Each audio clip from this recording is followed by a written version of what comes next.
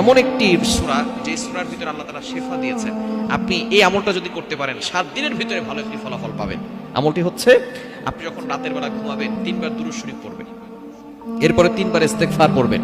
দুরূদের ভিতরে সর্বশ্রেষ্ঠ দুরূদ হচ্ছে দুরূদ ইব্রাহিম, যেটা আমরা নামাজের ভিতরে পড়ি। আল্লাহুম্মা সাল্লি আলা মুহাম্মাদ ওয়া আলা আলি মুহাম্মাদ কামা সাল্লাইতা আলা ইব্রাহিম ওয়া আলা আলি ইব্রাহিম ইন্নাকা হামিদুম মাজিদ। আল্লাহুম্মা বারিক আলা মুহাম্মাদ ওয়া আলা আলি মুহাম্মাদ কামা বারাকতা আলা ইব্রাহিম ওয়া আলা আলি ইব্রাহিম ইন্নাকা হামিদুম মাজিদ। এই দুরূদ ইব্রাহিম হচ্ছে যেটা নামাজের ভিতরে পড়ি সর্বশ্রেষ্ঠ দুরূদ।